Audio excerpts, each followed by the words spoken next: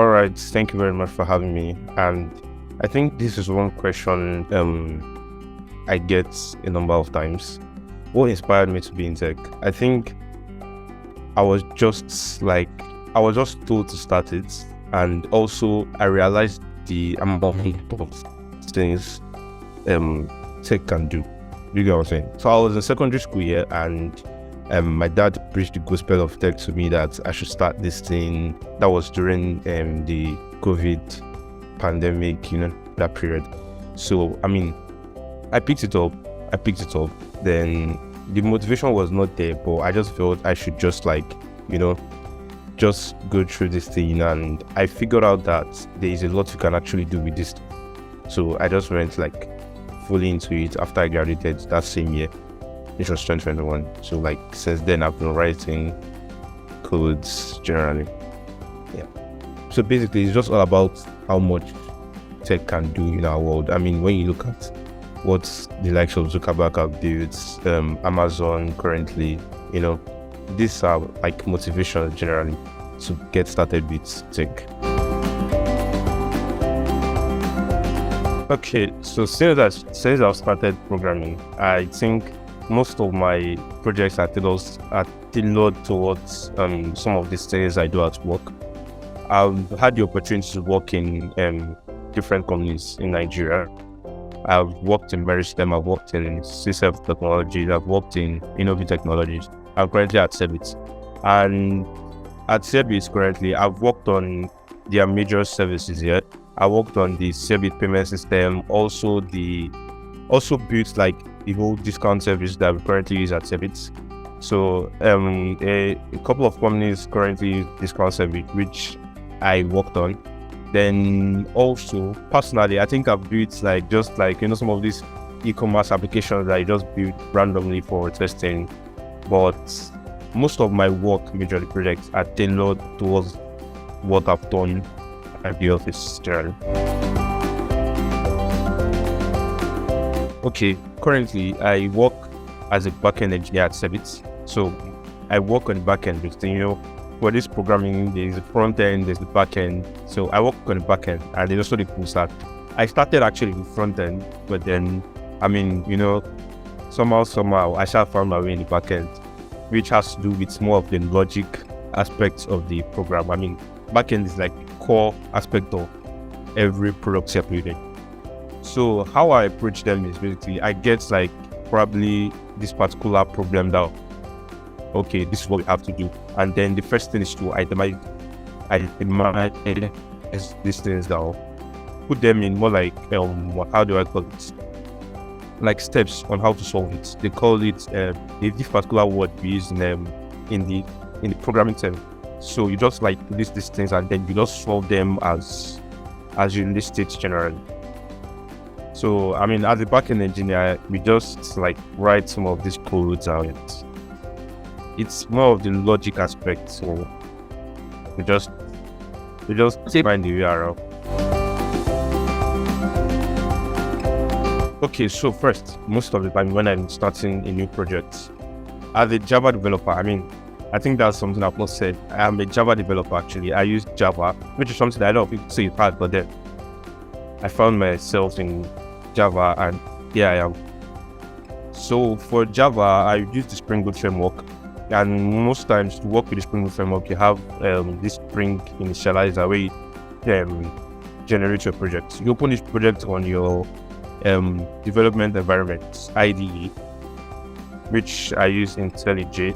So I open this project, write my codes. Then for deployment, we use AWS currently, which is not a lot of companies currently are serverless. So you just deploy this, you package these projects into a WAR or jar file, then you just deploy this, you upload them.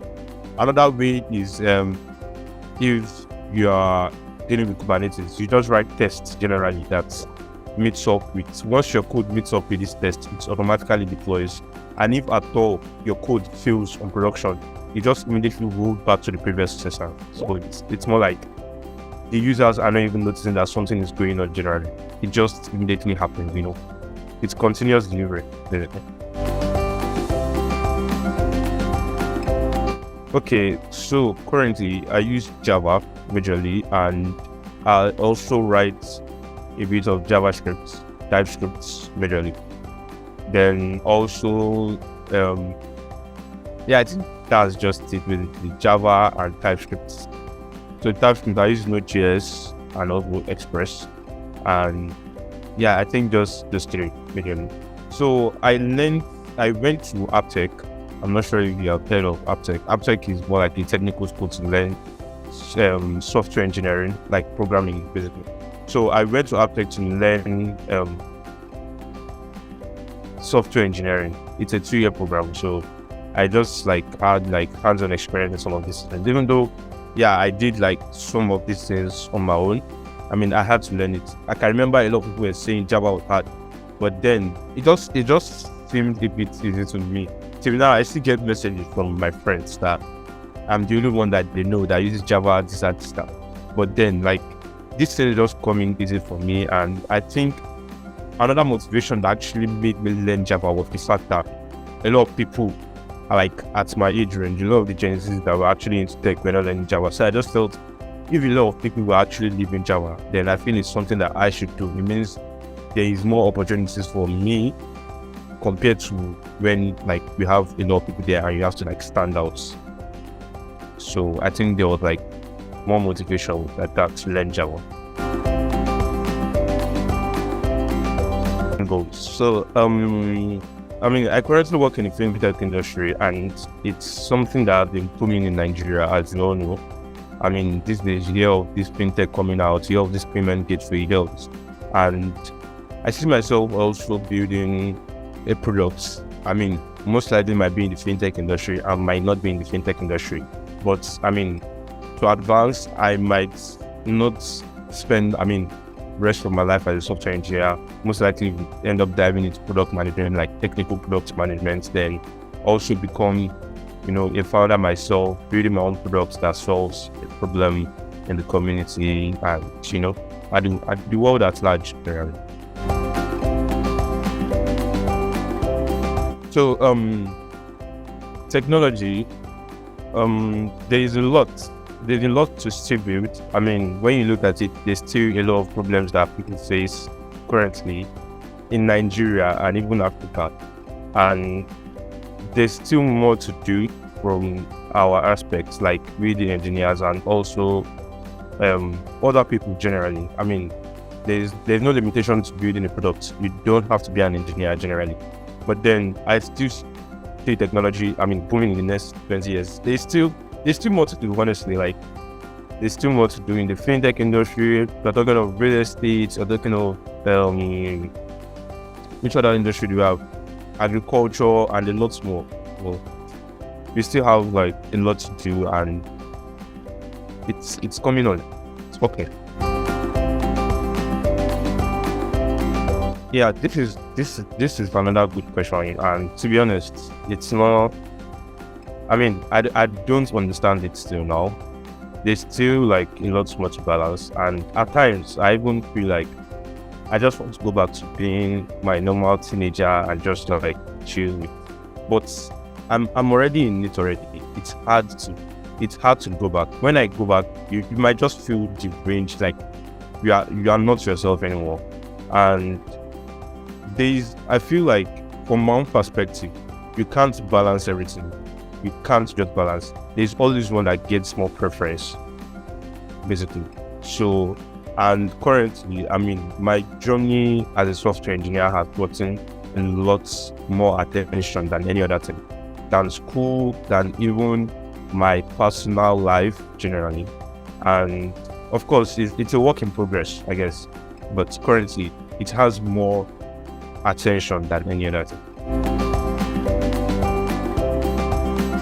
Consistency. That's one word that everyone should actually try to work on.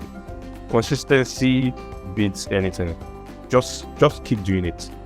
If you want to come into tech, there's a lot of things to do. And I see a lot of people that say they don't want to write code.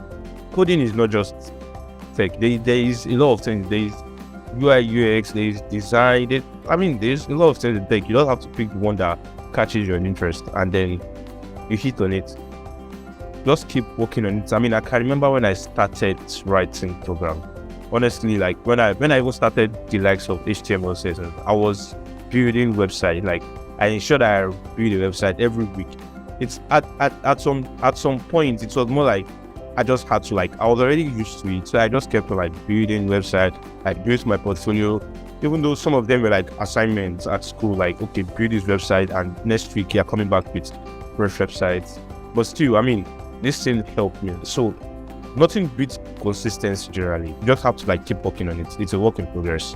And one thing is also that if you're going into programming is hard and you should actually know what you're actually getting into.